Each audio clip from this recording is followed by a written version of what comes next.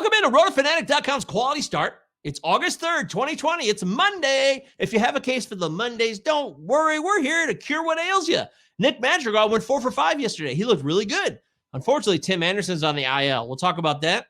Aaron Judge is crushing the ball. It's ridiculous.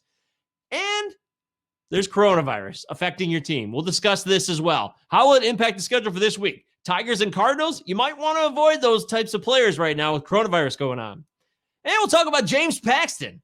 Why is he terrible? What is going on? What's the deal? Plus, Kenta Maeda is really good. That and more on today's Quality Start for August 3rd. Here we go.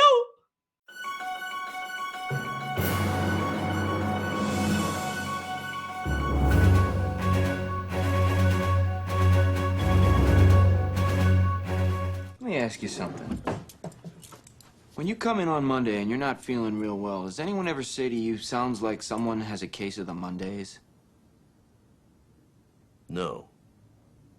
No, man. Mondays can get you down, but we have the cure for what ails you. The King of the North! I hate to say it, but the King of the North is pretty obvious. Because if you've been watching baseball over the last couple of days, you probably know who I'm about to talk about. Judge hit 2 more home runs right here. Woo! Out of here. Way out of here. 458 feet later. Plus, he's hit 6 home runs in his last 5 games. So it's been a real free-for-all for Judge, who everyone assumed would probably get hurt. There's no doubting that he's uber talented. It was just a matter of his injury history. Those of you that cashed in on him in fantasy drafts are grinning ear to ear right now. A close second is Tyler Alexander. Who? Yeah, he's a Tigers reliever. And he struck out 9. I repeat, he struck out 9 Cincinnati Reds, as you see here, in a row. He didn't just strike out 9 over 6 innings. He struck out 9 in a row, which tied the American League record set with former Tiger Doug Fister and set the record for the most consecutive strikeouts by a reliever. Tyler Alexander is pretty unheralded. He's not even the best reliever on his team. And this is coming from someone who's a Tigers fan. Yet, Alexander deserves tremendous praise for this rare achievement. And if you happen to have him in a holds plus saves league or a K9 league where relievers have more value, then kudos to you. Unfortunately, there will not be a kudos to Yoenis Cespedes, who didn't show up to the ballpark yesterday for the Mets game, and apparently he is no longer playing because of COVID-19 concerns. Not because he has it, because he is worried about it. Mets general manager Brodie Van Wagenen said this was a total, complete shock. You only can control what you can control. So all I can do is just continue to work to try to, get back and, just continue to be me and not worry about too much. The bat's going to always be there. Yes, the bat will always be there, but just not at this moment. Nick Madrigal is the guy that you should target in your fantasy league if for some absurd reason he is available. Speaking of another guy who should not be available, Kenta Maeda was great on Saturday. He only gave up 1 hit in 6 innings of work. There is a lot of reasons for excitement with Maeda, but there should be a little bit of caution too, as in his last start, he was really hit hard many times by Cleveland Indians hitters, with 5 balls being hit at least 100 miles per hour or harder. So there were some good swings against Maeda in that start, so be cautious going forward. Baseball stuff! James Paxton, what happened? What's the deal? He used to be a good pitcher. In fact, this is your free agent year, man. You got to get it together. His velocity is topping out at 93 at best. Last night in his start against the Red Sox, he was not good. He completely struggled.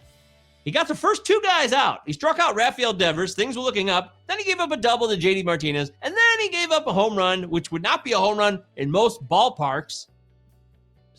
By the way, you can check out our ballpark factors on RotoFanatic.com. They're by Crosby Spencer. They're amazing. They'll help your fantasy team. Anyways, any other ballpark, that's not a home run. But Xander Bogaerts hit it out to right center field in Yankee Stadium, and James Paxton has another garbage start. What's wrong, James? What's the deal? What do you need? He needs something because he's killing my fantasy team. And I got to tell you about it because I can't stand it. I want to give you a scenario. Kenley Jansen is closing out a save in Arizona. It's 3-0 Dodgers yesterday. Bottom of the ninth. It's a full count against Cole Calhoun.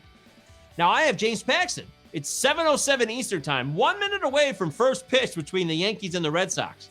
I'm winning the whip category because this is a head-to-head league. 121 to 122. What would you do? Would you start Paxton, hoping that he lowers your whip so you could secure it? Or would you risk not playing him and then maybe hoping at worst that you get the tie while also not sacrificing your other pitching categories? Guess what I did? Yep. I started Paxton, and it cost me a victory. I lost because of you. Thank you, James Paxton, for ruining my night. It's the lightest night we've had in Major League Baseball since the first day when there was just 2 games. There's a lot to look forward to, though, as the Brewers and Phillies return to action. The Brewers have not played since Thursday and had their weekend series canceled by the St. Louis Cardinals going out and having a good old-fashioned fiesta on their own time. This is the Brewers' first home game. They have not been at home so far. As of this recording, Brett Anderson was scheduled to make his first start of the season, but that could be subject to change, so please look into this further. The Phillies haven't played since July 26th when they lost to the Marlins handily. The bad news is they played the Marlins, who are known as the kings of COVID in MLB, unfortunately. So the Phillies missed out on a whole week of series with the Yankees and the Blue Jays. Hopefully things start back up today and the Phillies can have a full slate of games this week. So if you have Phillies on your roster and you've been hesitant, I believe it's probably safe to start them if you're in weekly leagues where you have to make these determinations early. Zach Plesac makes his second start of the season after a really impressive performance where he struck out 11 guys in 8 innings pitched. On the top half here, you'll see Zach Plesac's pitches and how many times he threw them in his first start. And on the bottom is his opponent, Sonny Gray, with the same situation of how many pitches he's thrown and what pitches have got him the most strikeouts. A player you might want to pick up if you haven't already done so is Donovan Solano of the Giants. He has been smoking the ball and getting a lot of production. He had 4 straight games with an RBI that ended on Sunday. Thinking maybe that he cooled off? Oh no, he still had 2 hits and 2 walks for the afternoon. And the news might get even better as he is starting a series in Colorado on Monday. If you haven't picked him up, it's possible he might be available. But with Fab usually running on Sunday nights, it's likely that somebody already put in a bid and claimed him.